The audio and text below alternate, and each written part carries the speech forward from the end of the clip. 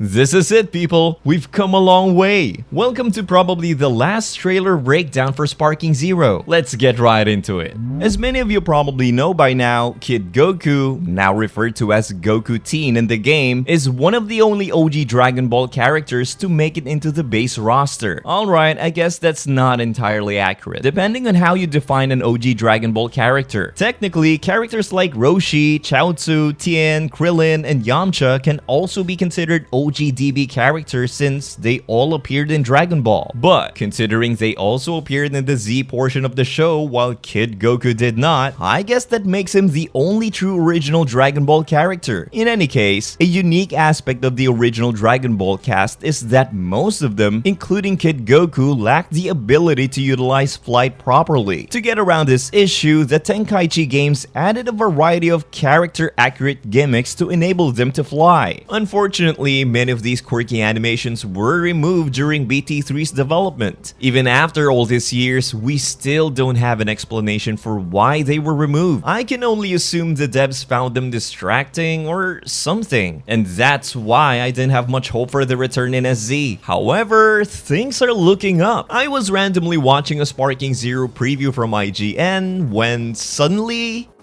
Nimbus? I can confirm if it still uses the power pole to ascend and hover, but having the ability to use the Nimbus while dragon dashing is enough for me. Oh, and Kid Goku now starts the battle with 3 health bars, which is a bit odd given that he only had 2 in the previous games. So far, Mr. Satan is the only character in Sparking Zero I've seen with 2 health bars. Those 2 health bars were usually reserved for so-called weaker characters, and according to Tenkaichi 3, Kid Goku, and most of the original Dragon Ball cast fell into that category. Perhaps they buffed those quote-unquote weaker characters with an extra health bar for the sake of the online play? Giant throws have been confirmed for a while now, thanks to gameplay from earlier demo builds. However, I just noticed that Goku's throw isn't your typical giant throw. He grabs his opponent and spins them around before tossing them away. In contrast, in BT3, most characters, including Goku, would simply pick the opponent up from the ground and kind of fling them into the air. Nimbus' Lego block body disassembly teleportation is finally back. Although his disassembly movement was never featured in the Tenkaichi series, it was, however, present in Raging Blast 2. And depending on who you ask, Raging Blast could very well be considered part of the Tenkaichi series. In any case, in Sparking Zero, instead of disassembling his body during dragon dashing like he did in RB2, Janemba now uses this effect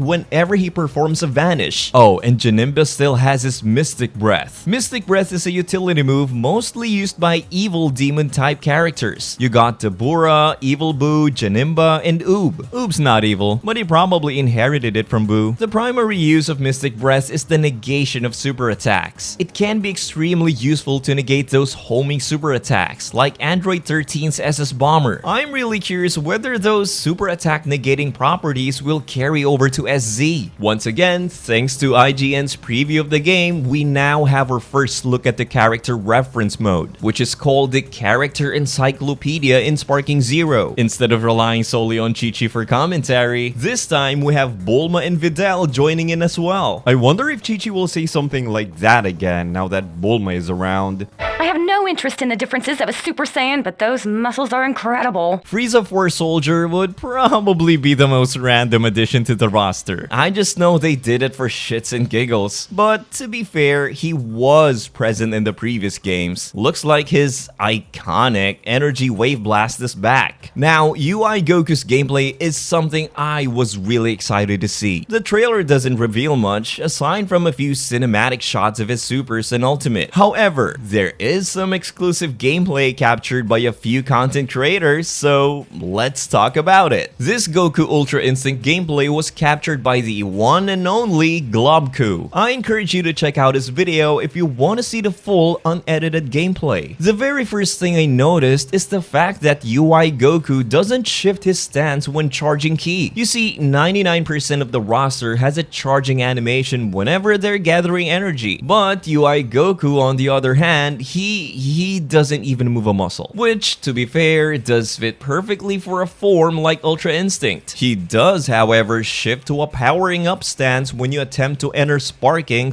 / max power mode. So there's that. In this next section, UI Goku was holding guard while Kefla was mashing the punch button when suddenly... Was that what I think it was? For a brief moment while Goku was holding guard, UI Goku actually executed an Ultra Instinct-esque dodge. But the dodge also seemed to slightly drain his ki gauge. Interesting. And after a further review of Globku's footage, we finally get an explanation. If you don't press anything on your controller, UI Goku will auto-dodge any oncoming attacks. This doesn't sound fair, I hear you say. To some extent, yes, I can somewhat agree with that sentiment. However, they have attempted to balance it. Each dodge consumes a small portion of your ki gauge, meaning you won't be able to spam it endlessly. And UI Goku's auto dodge can be punished by regular ki blast attacks, at least judging by this gameplay footage. After being knocked back by a regular ki blast, Goku is left wide open for a counterattack. Although it can be punished, I can imagine it causing some rage-inducing moments in online matches. And if you thought all of that was bad, get a load of this. Immediately after Kefla drains Goku's ki reserves, Goku proceeds to transform into Mastered Ultra Instinct. And get this, his whole entire ki gauge gets restored. To make sure this wasn't a universal feature for all characters, I checked some of Goku's other transformations. And sure enough, none of them restored ki when transforming. Not even with Kefla's transformations. So, does this mean he's gonna be broken? Well, maybe. Kinda. I'm not sure. Post-edit Kadazi here. You know how I said that ki blasts can knock UI Goku out of the auto-dodge state? Well, they most likely cannot. I'm not entirely sure what happened with Globku's gameplay here, but UI Goku can definitely auto-dodge incoming ki blasts. Additionally, he has the highest number of starting health bars at 4. Yeah, he may potentially be a problem in online play, but wait, what about Whis? Well, Whis can auto-dodge too. What's more, he doesn't even lose any ki while doing it. He can't auto-dodge grabs, supers, and is also weak to this mechanic. I suppose there may be more ways to counter, but with the limited gameplay available, we can't really be sure at the moment. SSJ4 Gogeta has the same opening animation as BT3, and not only that, his supers and skill moves are exactly the same, including their costs. Alright, what about the combos? Well, based on the gameplay provided by Rhyme Style, there are many noticeable similarities. The basic square combo features some new attacks, however, both combos end on this exact pose. The Ki Eye Cannon combo is also included in his moveset. While it's a bit hard to tell, I believe it's triggered by the same input. 3 presses of the attack button followed by the triangle / key button. Oh, and both Cooler and SS4 Gogeta start with 4 health bars. Again, something that's been carried over from the previous games. Now, his grab in Sparking Zero is insane. Not only did they make a completely new grab, they made it look so satisfying. Ultimate Impact still costs a total of 4 key bars, and I haven't found any footage confirming whether it tracks the opponent or not. I'm kind of hoping it does, because the move looks great in action. You see, due to its lack of tracking, it didn't see much use in Tenkaichi 3. At least, not enough successful use. The flying kick combo looks identical, but we've already seen that in the GT trailer, as well as the aerial barrage. He crosses his arms whenever he goes for a dragon dash because he's just cool like that. In all seriousness, it's another little callback to the previous games. His step-in is a bit different though. The rolling hammer combo is there too. Only major one that's missing is the heavy finish. It's most likely still there in its moveset. I think Rhyme just forgot to use it or something. Speaking of Gogeta, Z Gogeta is actually back. No longer will Super Gogeta have to rely on the super explosive wave for a super. This time around, he has the Punisher drive, which coincidentally costs the same as the super explosive wave. And here's the best thing about Punisher drive. Remember how in the previous games you couldn't target your opponents with a rushing super attack while they were downed? Well, it's time to say goodbye to that mechanic, because in Sparking Zero, even if your opponent is down, your rush super will still connect. At least, Super Gogeta's rush will. As a Tenkaichi 3 player, this change is low-key mind-blowing to see. It unlocks entirely new combo possibilities possibilities, and I'm excited to see how players will take advantage of it, assuming it's a universal feature for all the Rush Supers, and not just Gogeta. He also has 2 brand new utility moves. I Am the One Who Will Destroy You costs 3 skill points, and appears to give a bunch of buffs for a short period of time. Utilities like this usually cost 2 skill points, and those that cost 3 typically power you up to the max. That's why I'm a bit confused that Gogeta's SZ utility costs 3 skill points in total, and doesn't grant a free ki boost to the maximum. Immovable Stance provides a shield buff, likely granting you super armor for a short duration. Think of it something like BT3's False Courage. The grab attack remains unchanged. Aside from those 2 new utilities and the new Rush, Super Gogeta will still feel like a familiar character to play. After watching some of Rhymestyle's SSJ4 Goku gameplay, I noticed something interesting. SSJ4 Goku still has the same utilities: instant transmission and I'll beat you in 5 seconds. All good,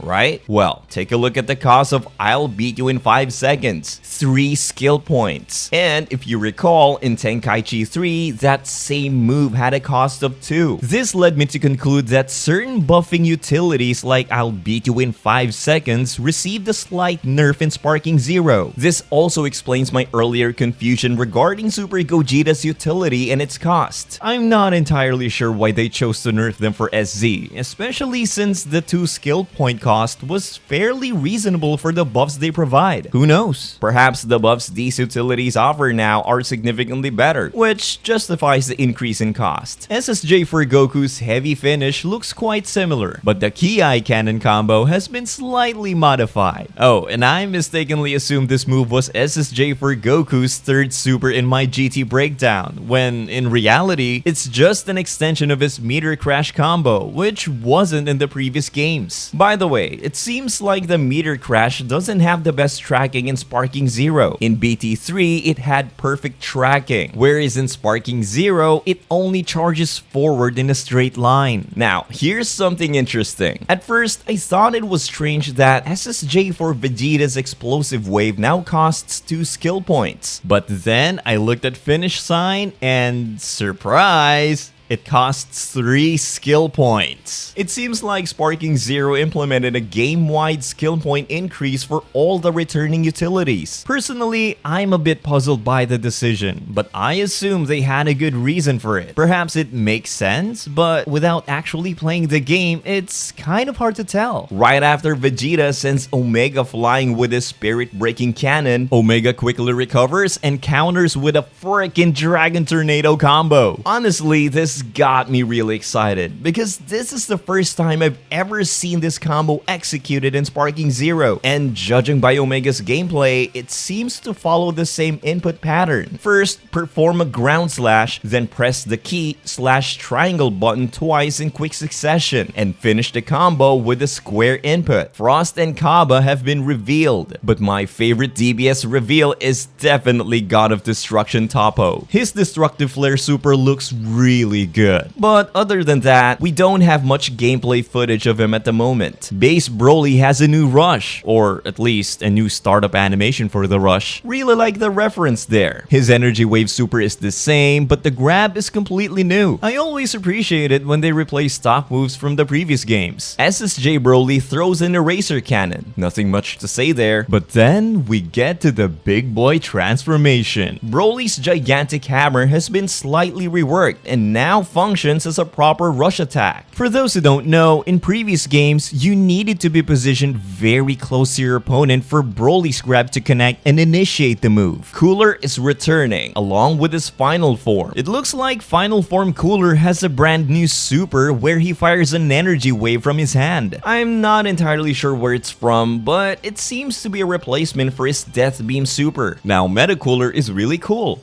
Pun not intended. It feels so surreal to see him use the exact same grab from BT3. His Finger Blitz Beam are also making a return, and I'm really curious if they'll be as pesky and annoying as they were in previous games. Our favorite Andre Trucker is returning, along with his staple move, the SS Deadly Bomber. Now, Dr. Willow and Garlic Jr. were perhaps the most unexpected reveals for me. All of their supers and ultimates appear to be direct adaptations variations of the moves from BT3. Sadly, there's no base form Garlic Jr. in Sparking Zero. I know the Garlic Jr. fanbase isn't gonna be happy about that. Lord Slug Ultimate has been reworked to look much more cinematic. Yeah, this attack was kind of stiff looking in the previous games, so it's great to see it fully realized in SZ. Oh, and his giant form is also here. Now, Turles looks really good. His hair is messy, spiky, and wild. I don't know how to explain it, but it feels really early Z-esque, and his ultimate feels much more brutal in this game. Now, Bojack. They did something really clever with him, which they did not show in the trailer. His Galactic Blaster was a pretty bland-ish move in the previous games. Now, I don't know whose decision it was. Was it Mr. Furutani or someone else on the dev team? But they came up with the most genius way to make Bojack's ultimate feel,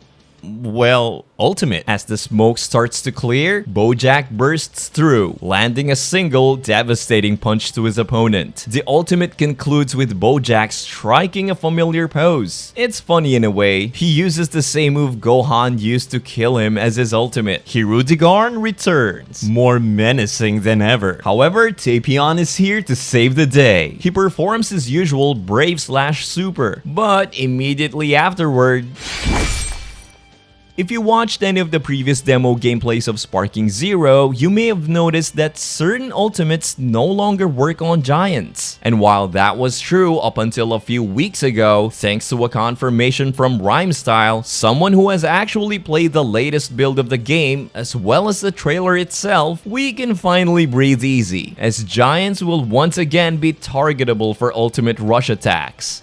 And yeah, that's gonna be all for this breakdown. UI Goku and Whis are shaping up to be strong top tier contenders, and I'm really curious to see how the game's online meta will evolve. In the meantime, if you're curious to learn more about Tenkaichi 3 and its competitive scene, I suggest giving this video a look. Thank you for watching, and I'll see you in the next one.